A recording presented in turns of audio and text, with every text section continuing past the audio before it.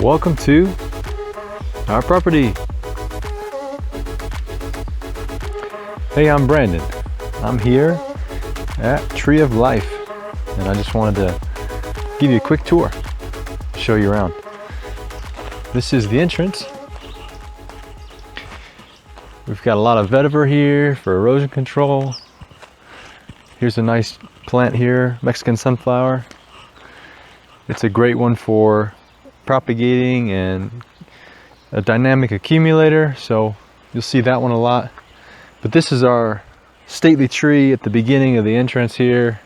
I think it's a black sapote tree. We got a fruit last season. We'll see what happens this year, but when we first got here it was covered in vines, and so it's recovering still, but a lot of new growth on it. So this is our house, and greenhouse up there, and we got a really nice view. Here's kind of our polyculture, you could say, of pineapple, cassava. We've got tequisque, which is like taro here. We've got some nitrogen fixing trees here, ice cream bean. This lemon tree was already here. There's a few lemons up there. The banana circle, and uchuva, or Incanberry, goldenberry. You guys might have heard of that one. And we've got the Annona. I think it's also called Biriba, and that's coming along. And we also have some small pineapples already forming, you can see. Yeah. And so this is just kind of the beginning of what we've planted. They call this, I think, snake plant. It's kind of a nice house plant you see a lot. But yeah, this is kind of the beginning, and then it opens up to kind of a activity court space with katuk that lines it. And a lot of water was collecting, so kind of did some diversion swells so that it would kind of collect and run out. Got a kaimito tree there, more cassava, pineapple, and so yeah, that's what this space is all about. But the vetiver was already in place.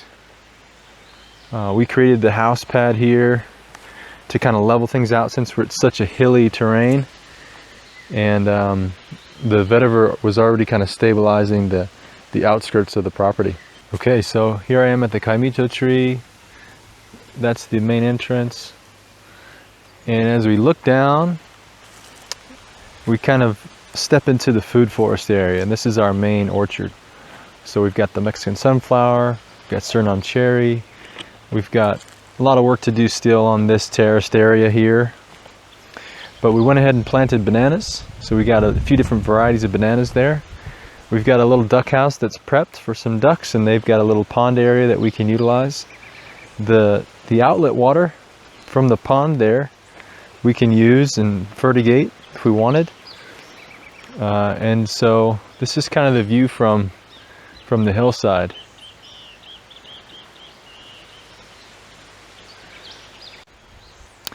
Okay, so here I am at the future duck pond, and we've got mulberry, we've got more Suriname cherry, we've got a lemon over here, we've got basically swells on contour that have Mexican sunflower, a lot of citrus, cacao. This is a water apple. We've got 2 coconut palms here. We've got a cashew tree there. So it's a good mix of plants. There's more to see here, so let's walk through. You can see that the trees are pretty small still, but it's only really their second season. And so we've got a lot of citrus, and we had some ants chewing on our trees a little bit one time, so it kind of knocked them back a little bit, but I was able to get on top of it. So we've got another kaimito tree here. We've got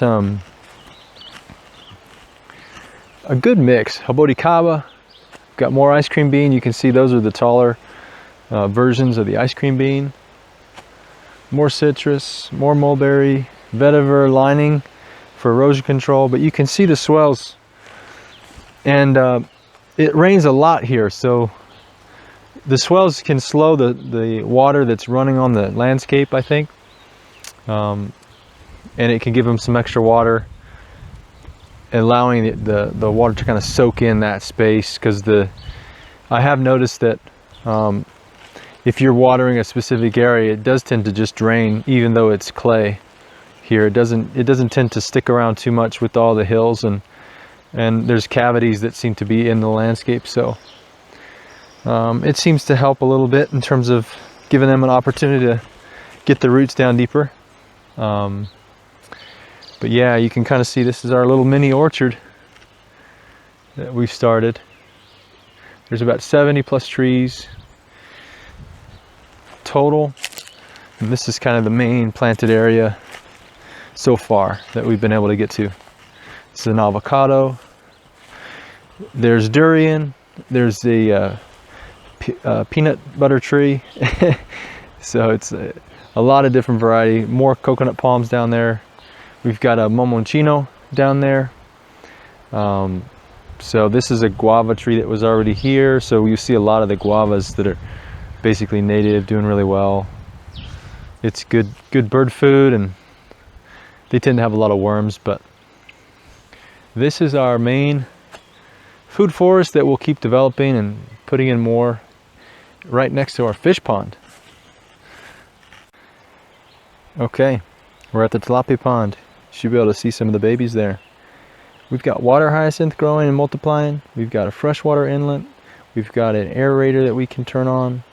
The water goes through on the bottom here when there's water flowing, and the overflow goes through these concrete drains, half pipes. You know, they call them cunetas here. But the excess water can go there. I can tap into it and water some of these trees in the lower section of the orchard, or I could bucket it up higher if I want. So this is a nice resource. The fish are multiplying. I would say we have over 100 now that are really developing well. We haven't harvested any yet, but yeah, we're making sure they're doing well, and I think they're pretty happy. It's about a 4 foot deep on average space, and it's about 30 feet by 30 feet.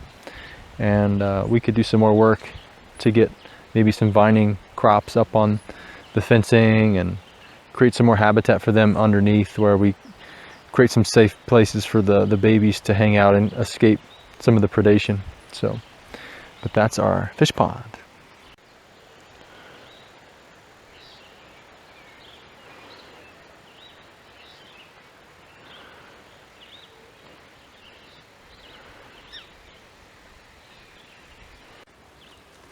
Okay, so this is the main road up to our greenhouse and driving space, or parking lot. And you can see that this is under development, but we've got our steps down to our house, and along here we've got these terraces that we can build out. The first one's pretty well complete. It could use some extra reinforcement, but we've got volunteer avocados that are doing really well. We've got papayas in there.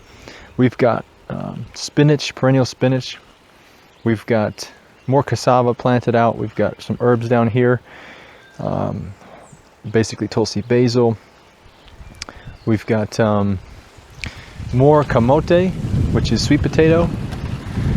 Sweet potatoes planted in here with more taro or tikisque. These bananas were already here, which is cool. Planted some more Mexican sunflower, some turmeric.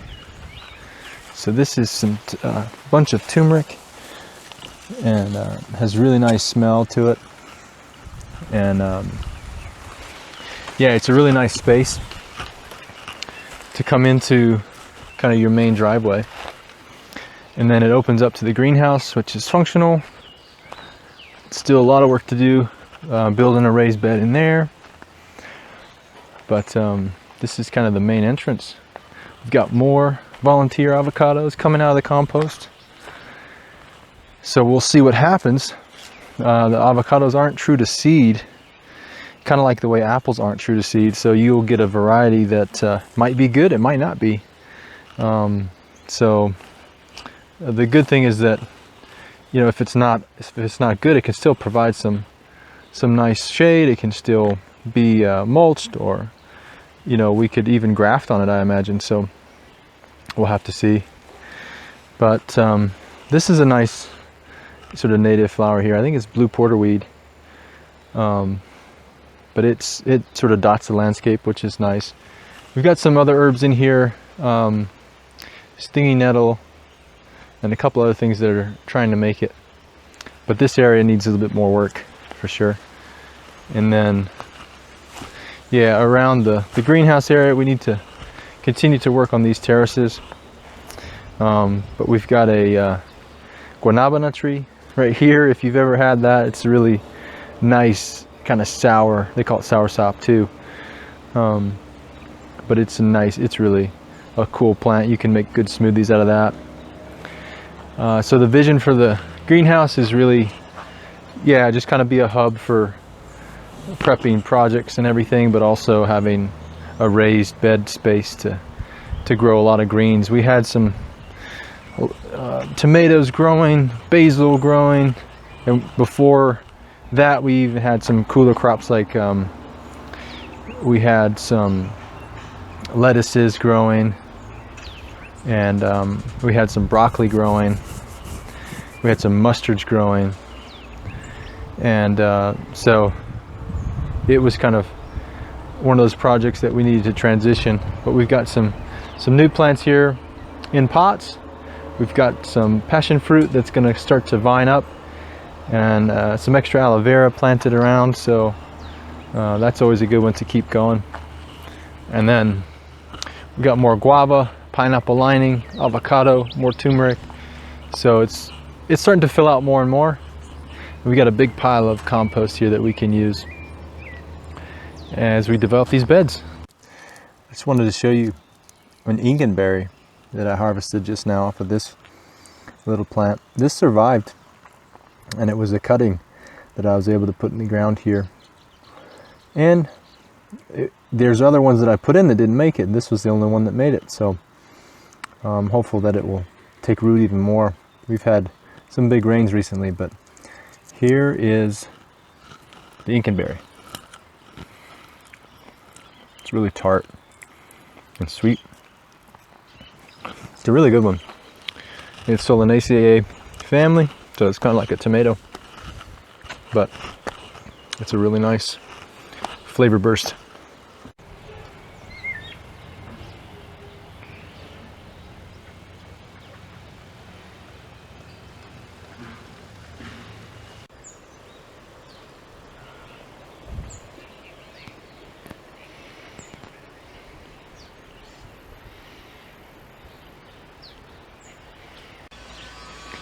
This is a cool place to hang out.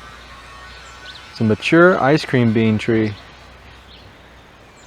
You can see the pods are right here. Right there.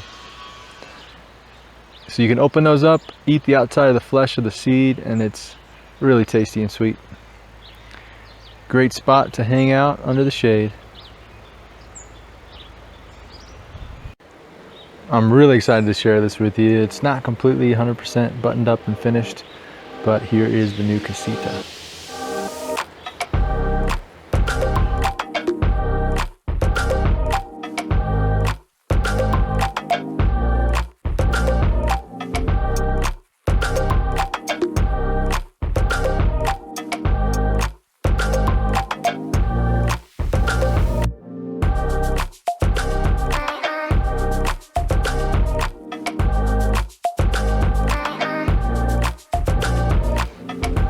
So here I am at the entrance. We've got a little awning, and we step in to the kitchen right away. So we've got our kitchen, some shelving, we've got a nice table that's removable, fridge can go into there, stove on top. We've got the living space. We'll have a sofa here, a little table over here. We'll maybe have a couple of chairs outside to hang out. And Right out of the kitchen area, we've got our bathroom and our shower. We can open up the top section of that window. Still need to get a mirror here. I think one of the coolest parts about this space is the staircase. These are the stairs going up. And this will be the loft. So we'll have a king size bed up here, a reading light, and of course a really awesome view.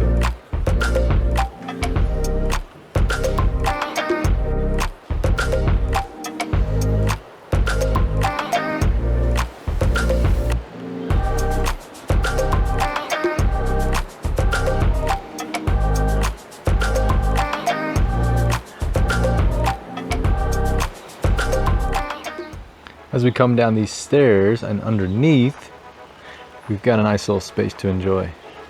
So this is kind of like a little classroom space, a place to put the hammock up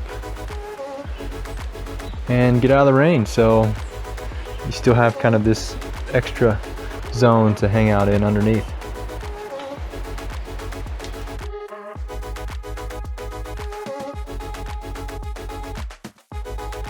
All right, I hope you enjoyed today's episode. It's a tour of my property here in Costa Rica. If you're interested in developing your property like this, let us know. This is something we love to do. As you can see, it does take effort and time, but the rewards are definitely worth it. And we encourage you guys to do a design with us, to really harness all of the abilities that we have to share with you so you can get off on the right foot and develop something that's sustainable, that you're able to maintain and make it a part of your lifestyle. So reach out to us, let us know if you're interested. Hope you enjoyed the tour.